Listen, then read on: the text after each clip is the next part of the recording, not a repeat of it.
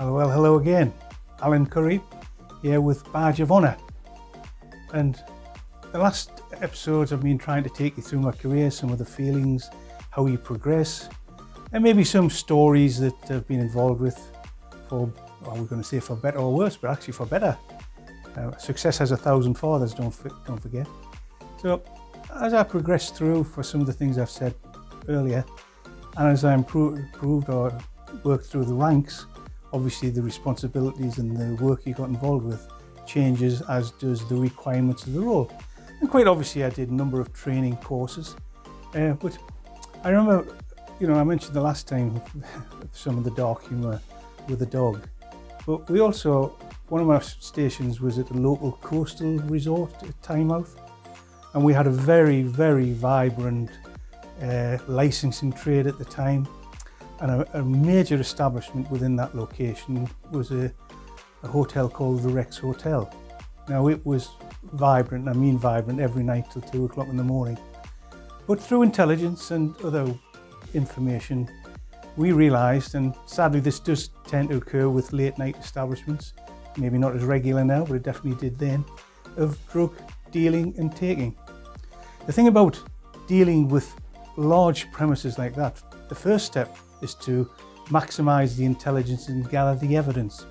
And we did that by using officers who would go undercover in plain clothes, generally younger officers, which gives its own little risk because they're not as experienced, but the younger officers are the ones who can fit in much easier. It's not really going to be my scene now to be sitting in a nightclub trying to buy drugs, because I would stand out like a sore thumb, being a little bit more mature. So we send some of our younger male and female officers in. They buy drugs, they locate where the drug taking or dealing is taking place, and as a consequence we would end up purchasing from different people on a period of time to build up the evidence against them. We'd identify who they are, and then ultimately, and the big thing about these type of operations are keeping them secret, because if you have a lot of police officers involved, sadly, intentionally or otherwise, and generally otherwise, sometimes the information gets spread around and gets out from the station, so it has to be kept very, very tight. Only a small number of people know exactly what's going on. And when I say the younger officers, we don't just send them into these places. They're dropped off. We have what we call welfare officers. They're picked up, they're taken home, they have to make their statements, they're debriefed. So we don't just send them in and say, buy a few drugs. There's a lot of work and effort and time goes into building up the case against the individuals. And the next step, of course, within this is we have to raid the premises.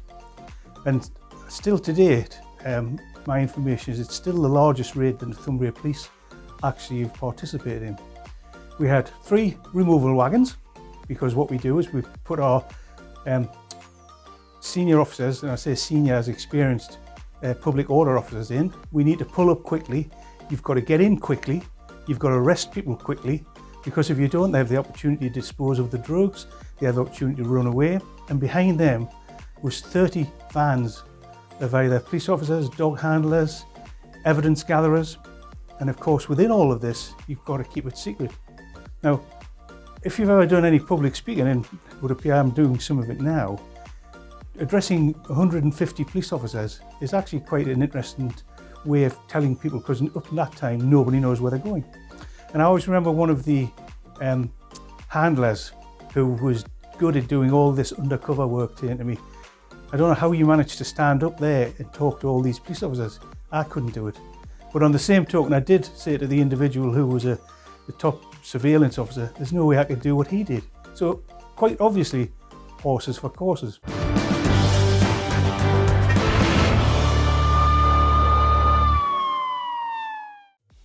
And one of the things we did then, and I'm not telling any state secrets because the world's moved on, we would get, I think we had £1,000 in 10, £20 notes to give to our surveillance officers to buy drugs on the night in question. But what we did was we put them through the fax machine, we photographed them, and as a consequence, shall we say for argument's sake, at 10 p.m. those notes were in our possession.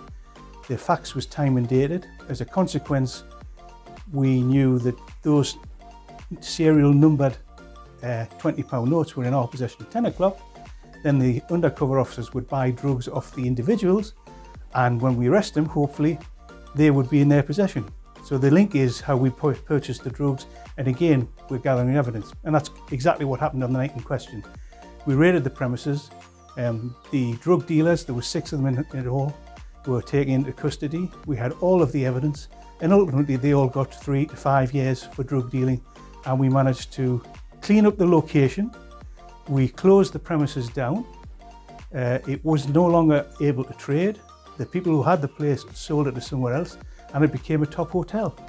So from dealing with issues that were of concern to members of the public, to gathering the evidence, to arresting the people, and actually making the locality a better place, that probably took us about 10 weeks to get from beginning to end, with a lot of resources, a lot of planning, but ultimately a very good success story. And you learn from those particular things, because once you've done it once, you may know how to do it again. Because the next step of moving into these things is what we call planning, pre-planning, to be perfectly honest.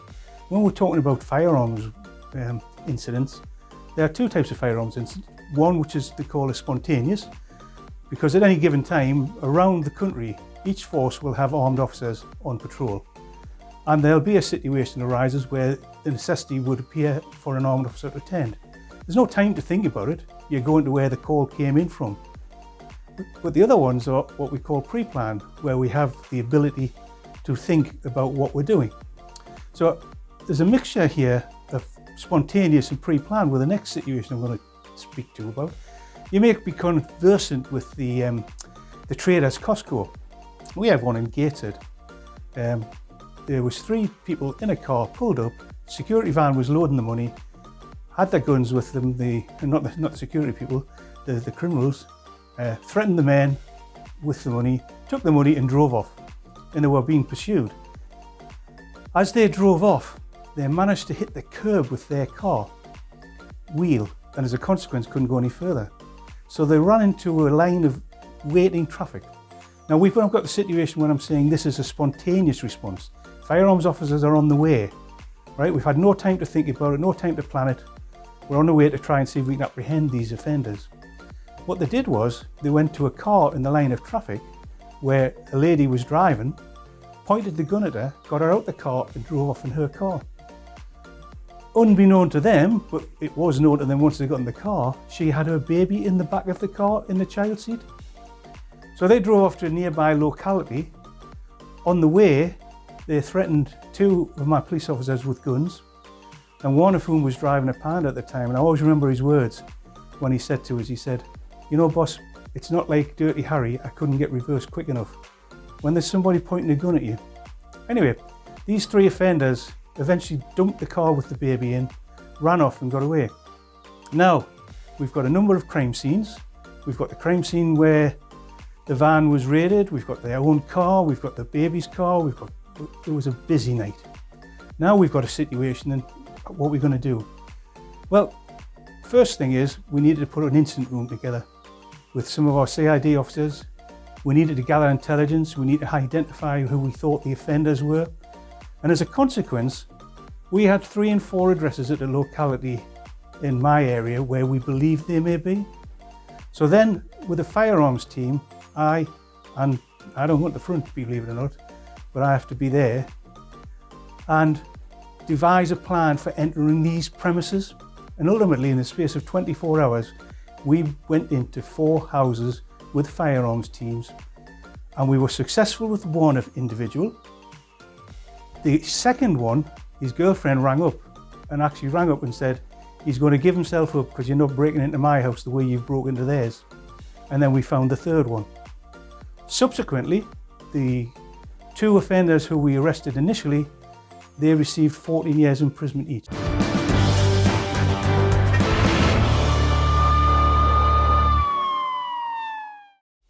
The third one, we couldn't actually prove he was there. We didn't have enough evidence, so he was released. I don't know whether this is good or bad, but 2 years later, he was in a locality in Newcastle upon Tyne and he was stabbed and murdered. So, bottom line was, we went through a spontaneous situation, we went to a pre-planned situation, we had a successful outcome, and my officers who were threatened managed not to have any subsequent bad feelings or situations that caused them nightmares, dare I say. Well, bottom line is, for me, and hopefully still today, you can't point guns at police officers and you think you're going to get away with it. Of course, with other firearms situations, I did a couple where we pre-planned with what we called an armed surveillance, right? So this time I've got armed police officers with surveillance officers. And this referred to a situation where there was a bank robbery in a place called Wrighton. And they actually went through the roof of Lloyd's Bank, threatened the, obviously, cashiers and everything, took the money and ran. And of course we sealed the place off, we looked after them, but ultimately we couldn't find who they were. But for whatever reason, one of them had left a gun cartridge on the roof. And as a consequence of scientific evidence and forensic evidence, we were managed to get some DNA, which identified the person who had handled it to be a known armed robber. Now, he lived in a location in Fenham, Newcastle. But our situation then was, because he was dangerous, we didn't want to go breaking into his house. As a consequence, we needed to make sure that it was safe for the officers, it was safe for the individual, and safe for members of the public. So I spent 3 days in a car watching this house, not me personally, but nearby. And I joke, and I do with my friends, he must have been the most boring bank robber in the world because he never came out the house for 3 days. And then he came out the house and went to a local hospital. And would you believe what had happened was his wife had fallen down the stairs, broke her ankle, and he had to take her to the local hospital, which was fine for us because now we've got everybody in place to deal with the situation. And he was subsequently arrested and he went to prison for 20 years. So these are all things that we'd like to say were success stories, because successful from a policing point of view, but also successful from a public point of view. The more of these people we remove from the street, the safer it is. So hopefully I've tried to explain from right at the very beginning on the previous episode about your emotions as a 19-year-old, as a PC dealing with grief and aspects of low-level crime, to actually as a senior officer dealing with some of the worst offenders in society and how you deal with it. And of course, you learn, you like success. Not everything's successful, but that's where planning, intelligence, professionalism, your training, they all come to play in mind. And of course, you've got to remember that at that time, I'm the leader. I'm the manager, I'm the leader. People look up to you. So all those pressures are on the leader to hopefully be successful and do things properly. I always think, if you look at Napoleon, I think he was on about his generals, didn't he, when he said, is he a good general or is he a lucky general? Because he wanted lucky generals.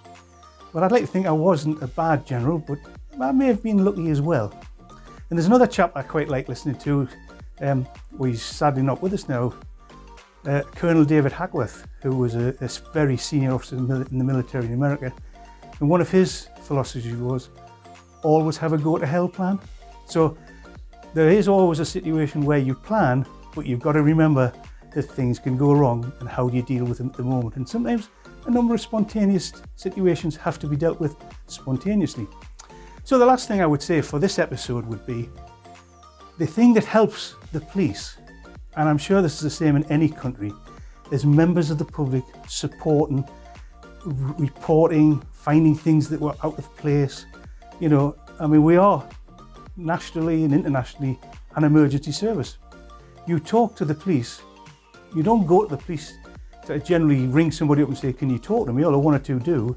It's because there's an issue in your personal life, or something you've seen that's not right, or something you worry about in relation to society. And as a consequence, the biggest ears and eyes that we have as police officers are members of the public. So I would always say, and I'm saying this probably nationally and internationally, never ever be frightened to ring the police. If you ring the police, we know it's because you've got a concern. We may have the answer, we may not have the answer, but you'll never know unless you contact us to find out. And there can never be too many calls of people considering issues of criminality or things going wrong where you need the police to help you out. Anyway, I think that's all for this episode. I should probably be back in the next episode, so thank you very much.